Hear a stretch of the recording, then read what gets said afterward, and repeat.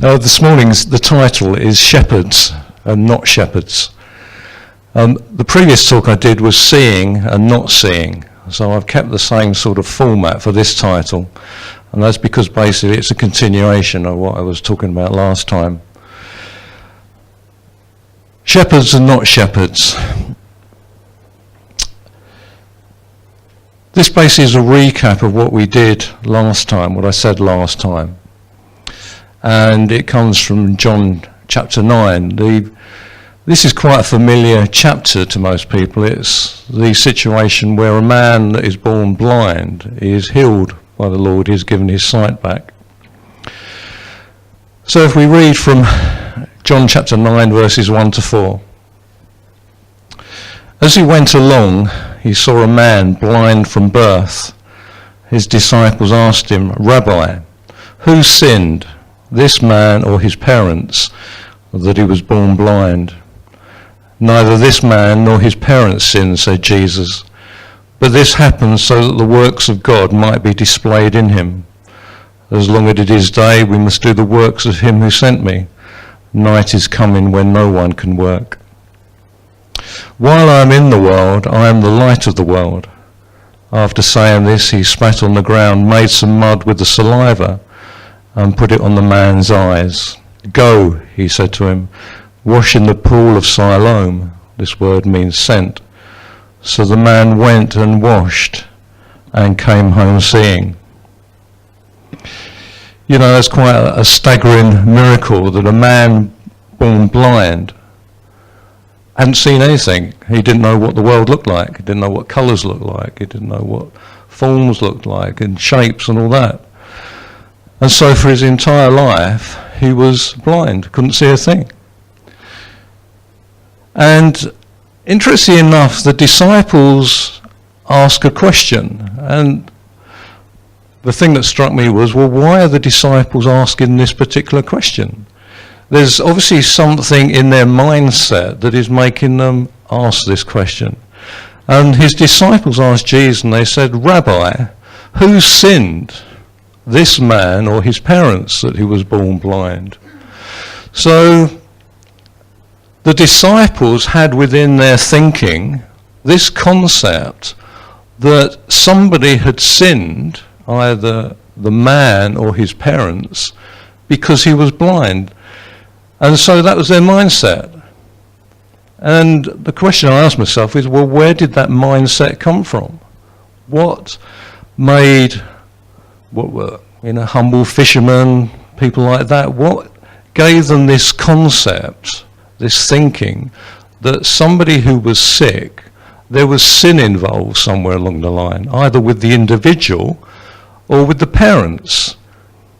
And so there must have been this connection between sickness, in this case blindness, and sin. And what I said last time was, if you look later on into sort of John chapter 9, the Pharisees respond to this man who is now seeing. And they reply to him, "You were steeped in sin at birth, how dare you lecture us?" And then they threw him out the synagogue. But you see, the Pharisees had this concept as well. They said to him, "You were steeped in sin at birth." And what I figured was the Pharisees, the religious people of the time, had such a sway over the people that this concept that the Pharisees had, you were steeped in sin, your blindness is a result of sin, had permeated down through to the people, to the common man, because the disciples, as I say, basic fishermen, a lot of them, had this concept of, well, somebody sinned. So what I figured was that the religious doctrine that the religious people of that time had, they'd spoken it so frequently, so often, so much, that the people now believed it. And how terrible that is.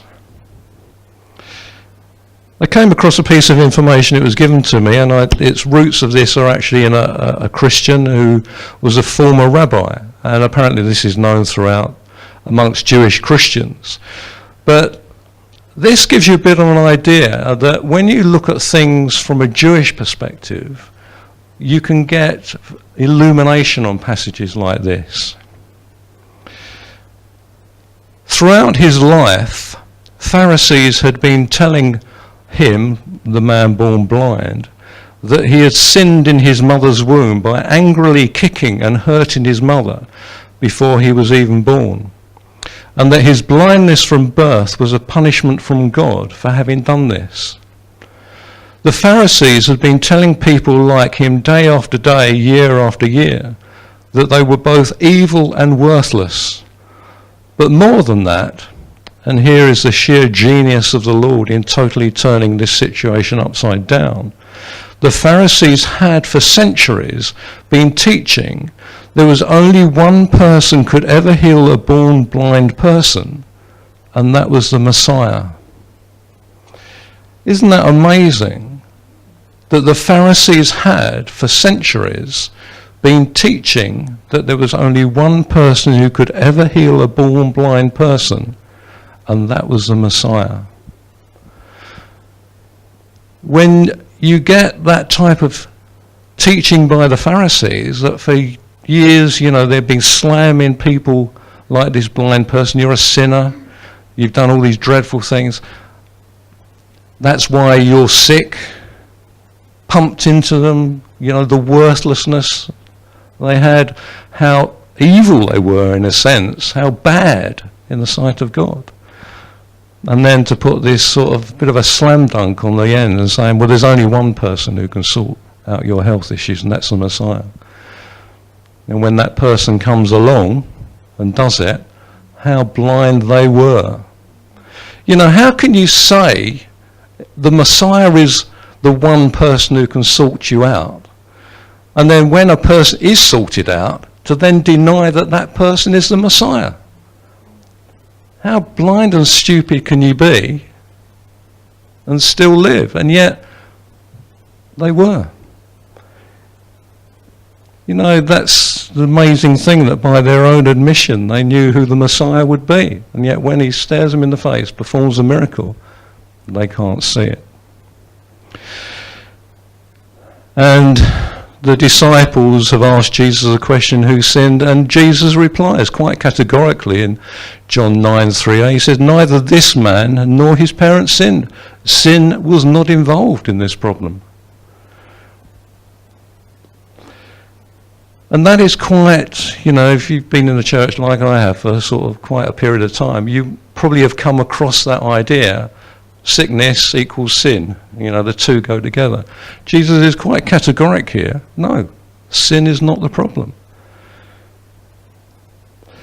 Later on in John chapter 9, verses 35 to 38, Jesus heard that they had thrown him out, and when he found him, he said to him, do you believe in the Son of Man?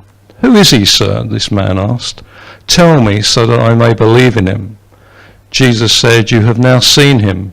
In fact, he is the one speaking with you. Then the man said, Lord, I believe. And he worshipped him.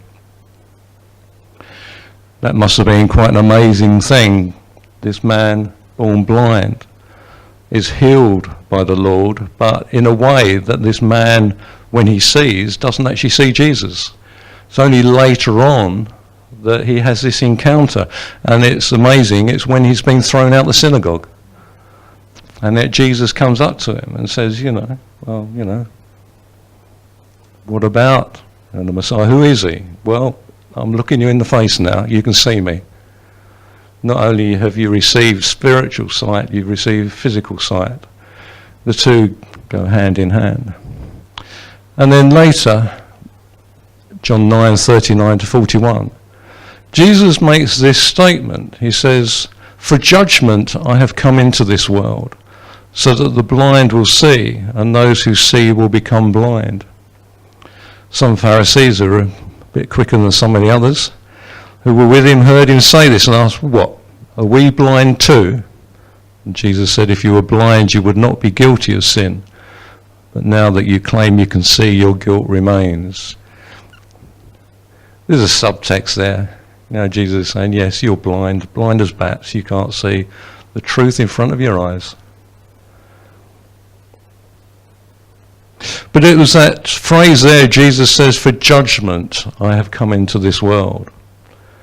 And I thought, well, that was an interesting phrase to use at that particular point in time. What type of judgment is Jesus talking about? And if you look at the way the Greek word is used, that word for judgment, one of the ways it can be used is condemnation of wrong and the decision which one passes on the thoughts of others. And if you put that into sort of that passage, for judgment I have come into this world. For condemnation of wrong I have come into this world. For the decision which I am going to pass on the faults of others, I have come into this world. But who is he talking to? Well, he's talking to religious people.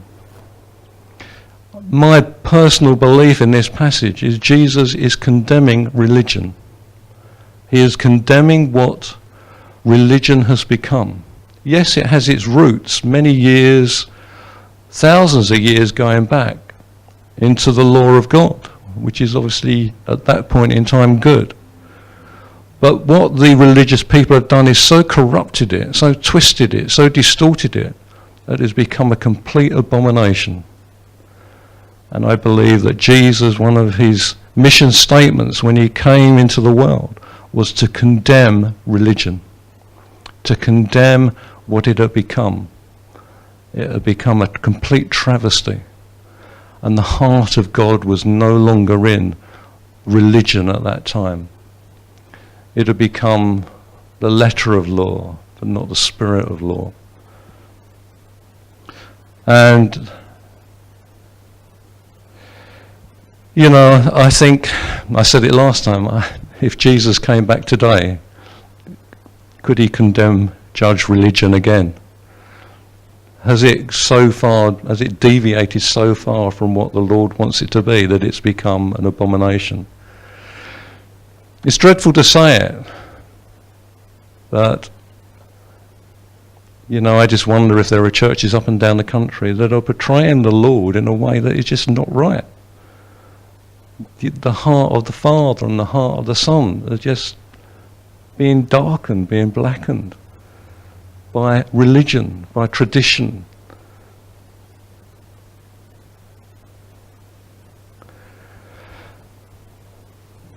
And that's a summary, basically, of John chapter 9. But and it's only just struck me recently, is that the thing about John chapter 9 is it's followed by John chapter 10. And some very famous passages in John chapter 10. But actually, and this is where chapter divisions in the Bible are not very useful, not very helpful, this whole situation in John chapter 9 continues into John chapter 10. So if you're going to read John chapter 9, you have to read John chapter 10 verses 1 to 21 at the same time. Don't split at the end of John chapter 9. Read it straight through into John chapter 10, because it's a continuation of the situation and the dialogue between Jesus and the religious people. Therefore, what is mentioned in John chapter 10 is significant to John chapter 9. We're going to go and look at that in a minute, but also what is significant to add to this situation is a passage, a chapter in the Old Testament. Because if you read this passage in the Old Testament, it enlightens further this whole saga in John chapter 9 and John chapter 10. And it's Ezekiel 34. And I would heartily recommend you read Ezekiel 34, John chapter 9 and John chapter 10, 1 to 21. Because you will then get the whole picture. You will understand more of what is being got across, what is being said. Are we getting anywhere, Brian? Still? No. I can guarantee that about 2 seconds before I finish, you'll... Ezekiel 34. So I'll read from Ezekiel 34. starting at verse 2. Son of man, prophesy against the shepherds of Israel. Prophesy and say to them, this is what the sovereign Lord says. Woe to you, shepherds of Israel, who only take care of yourselves. Should not shepherds take care of the flock? You eat the curds, you clothe yourselves with the wool, and slaughter the choice animals, but you do not take care of the flock. Continue into Ezekiel 34, verse 4. And this I found quite an interesting verse, because this is dealing with shepherds from an Old Testament perspective. The expectation God has of shepherds, not those of the physical flock, but the spiritual shepherds of the spiritual flock. This is Ezekiel 34, verse 4. He says this about the shepherds. You have not strengthened the weak, or healed the sick, or bound up the injured. You have not brought back the strays, or searched for the lost. You have ruled them harshly and brutally. I found that quite amazing, the expectation God has for the shepherds, the spiritual shepherds. They should strengthen the weak. This is staggering. They should heal the sick. They should bind up the injured. They should search for the strays and search for the lost. And through the prophet Ezekiel, God slams the shepherds, the spiritual shepherds at that point in time, and says, you have ruled them harshly and brutally. Therefore, one can deduce from that a good shepherd, a good spiritual shepherd, should not rule harshly and should not rule brutally. So that's the expectation of spiritual shepherds, to strengthen the weak, heal the sick, bind up the injured, bring back the strays, search for the lost, and not rule them harshly and brutally. Now we continue in Ezekiel 34, 5 and 6. So the flock, they were scattered because there was no shepherd. And when they were scattered, they became food for all the wild animals. My sheep wandered over all the mountains and on every high hill. They were scattered over the whole earth, and no one searched or looked for them. Therefore, you shepherds, so now the Lord addresses the so-called shepherds, hear the word of the Lord. As surely as I live, declares the sovereign Lord, because my flock lacks a shepherd, and so has been plundered, and has become food for all the wild animals, and because my shepherds did not search for my flock, but cared for themselves rather than for the flock, therefore you shepherds, hear the word of the Lord. As surely as I live, declares the sovereign Lord, because my flock lacks a shepherd, and so has been plundered, and has become food for all the wild animals, and because the shepherds did not search for my flock, but cared for themselves rather than for my flock, therefore, you shepherds, hear the word of the Lord. I am against the shepherds, and will hold them accountable for my flock. I will remove them from tending the flock, so that the shepherds can no longer feed themselves. I will rescue my flock from their mouths, and it will no longer be food for them. I will rescue my flock from their mouths. And that's Old Testament prophecy. The whole of chapter 34 in Ezekiel is about the shepherds and the sheep. First section deals with the shepherds. The sheep don't get off lightly either, because the Lord says he will judge between the sheep as well, because the sheep, a lot of the sheep haven't behaved as they should do. But basically, this morning, the talk is about looking at the shepherds. So the whole of Ezekiel 34, looking at the shepherds and the sheep, and the first part of Ezekiel 34 looks at the shepherds. But now we go into John chapter 10, verses 1 to 3. And this is in familiar territory. You'll know many of these words. But bear in mind what has been said in Ezekiel 34 about bad shepherds, about good shepherds. And bear in mind what has happened in chapter 9, that Jesus is confronting the Pharisees. He is continuing to confront the Pharisees. John 10, verses 1 to 3 says this, and Jesus is speaking, "Very truly I tell you, Pharisees, anyone who does not enter the sheep pen by the gate, but climbs in by some other way, is a thief and a robber. The one who enters by the gate is the shepherd of the sheep. The gatekeeper opens the gate for him, and the sheep listen to his voice. He calls his own sheep by name and leads them out. When he has brought out all his own, he goes on ahead of them, and his sheep follow him because they know his voice. But they will never follow a stranger. In fact, they will run away from him, because they do not recognize a stranger's voice." Jesus used this figure of speech, but the Pharisees did not understand what he was telling them. So it's specifically addressed to the Pharisees. Remember, it's a continuation of chapter 9. But the Pharisees had no understanding of what he was saying. Completely flew over their heads.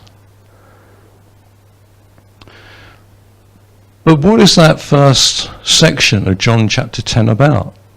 Well, I just want to highlight something. It comes from sort of about verse 3, I think it is, in John chapter 10. This is talking about the good shepherd. The shepherd is Jesus. He calls his own sheep by name and leads them out. When he has brought out all his own, he goes on ahead of them, and his sheep follow him. Now the question is, what are they being brought out from? This came as a bit of a sort of a, when I read it on the internet, a bit of a light bulb moment, that often the sheep pen is seen perhaps as the church, but it doesn't fit this passage, it doesn't fit these verses. He calls his own sheep by name and leads them out. What is he bringing his sheep out from? And I think what he is bringing them out from is the religion of the time, Judaism. He is calling his own sheep out of Judaism. He is calling his own sheep out of the established religion to lead them to great pasture.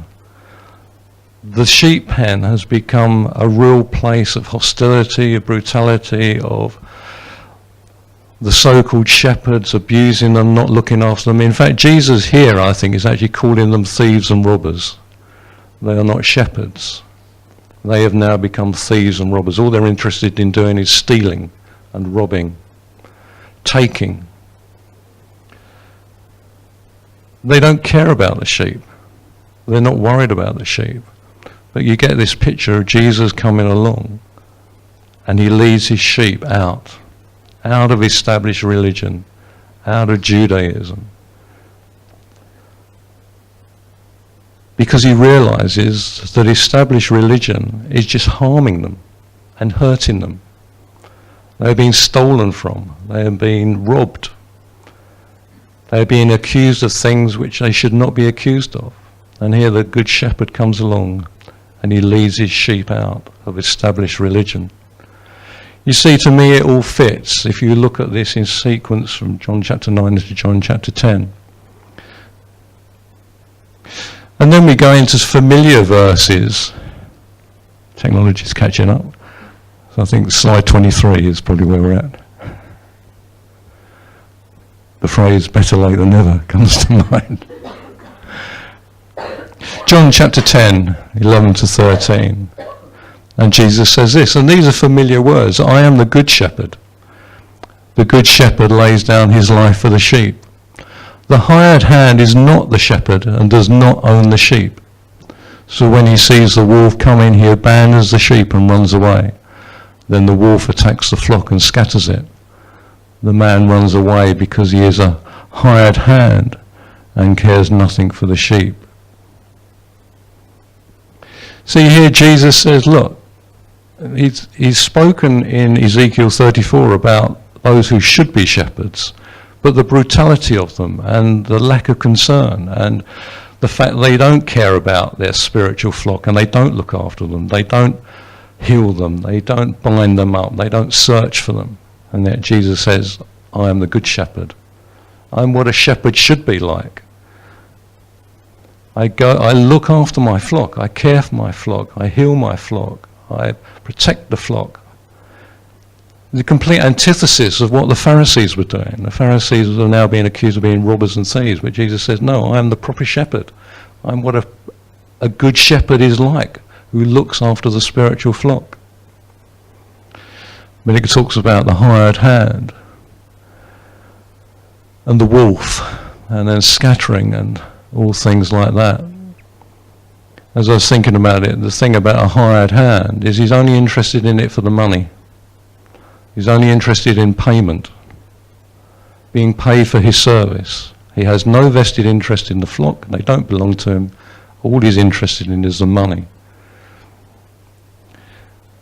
Makes you wonder how many preachers, vicars, pastors up and down the country are actually only in it for the money. They're just doing it as a job, have very little concern for the flock. But the religious people at this time didn't care about the flock. All they wanted was the kudos, the reputation, the money, the salary, you know, the wealth, everything that went with it. But no care, no concern for the flock. If we go to the next slide, this is the way you can tie up Ezekiel 34 and John 10. Ezekiel 34:16 reads this, I will seek that which was lost and bring again that which was driven away, and will bind up that which was broken, and will strengthen that which was sick. But I will destroy the fat and the strong. I will feed them with judgment. Go to the next slide. And this is a comparison between Ezekiel 34 and Luke 19:10. But notice how similar they are. So Ezekiel 34:16 says, I will seek that which was lost and bring again that which was driven away, bind it up, etc. But Luke 19:10 says, for the Son of Man came to seek and to save the lost. But Ezekiel 34 says a very similar thing. I will seek that which is lost. So you have this tie-up between Ezekiel 34, John 10, and here Luke 19. John, if we have the next slide, this is sort of a latter section of John 9. Jesus said, for judgment I have come into this world so that the blind will see, and those who see will become blind. So I've spoken about what I think the judgment is. I think it's judgment against religion. It's against these false shepherds. It's against what it has now become. And if you go to the next slide, just highlighting, well, this is what's said in Ezekiel 34:16b, and notice the common word. I've chosen the King James because it uses this word. But I will destroy the fat and the strong. I will feed them with judgment. See, John 9, Jesus has said, for judgment I have come into the world. And that's in context all to do with the Pharisees and false religion and the judgment of false religion and false shepherds. But it's exactly what has been said earlier in the Old Testament, in Ezekiel. I will feed them with judgment. You've got to tie up. We go to the next slide. And so this is Ezekiel 34:5. So they, the sheep, the spiritual sheep, the physical sheep, were scattered because there was no shepherd, people. And when they were scattered, they became food for all the wild animals. So this is what's being stated in Ezekiel 34. And you've got words in Ezekiel 34 like scattered, no shepherd, became food for all the wild animals. But look, you get very similar terminology in John chapter 10. I am the good shepherd. The hired hand is not the shepherd that does not own the sheep. So when he sees the wolf, wild animal, coming, he abandons the sheep and runs away. The wolf attacks the flock and scatters. We got scattered in Ezekiel 34. The man runs away because he has a hired hand and cares nothing for the sheep. As I say, if you want to sort of understand John 9, you have to progress into John 10, into very familiar territory about the Good Shepherd, but it all links with John chapter 9. It's all a continuation. And if you then add into the mix Ezekiel 34, which the Pharisees would have known, Don't forget the Pharisees would have known Ezekiel 34 inside out. So when Jesus starts bringing in this terminology of shepherds, sheep, scattering, wolf, hired hands, there's immediate reference back, I think, there has to be, in the Pharisees' minds, to Ezekiel 34. And if they knew Ezekiel 34, which is the slamming of shepherds that are not behaving like shepherds, then they probably didn't get it. But this is what Jesus is trying to get across. I do recommend to you, read Ezekiel 34, John chapter 9, John chapter 10, verses 1 to 21. Read the whole lot and see the way it all connects, the way the dots get joined up. It's quite a powerful process, really, and it's quite powerful scripture. Amen.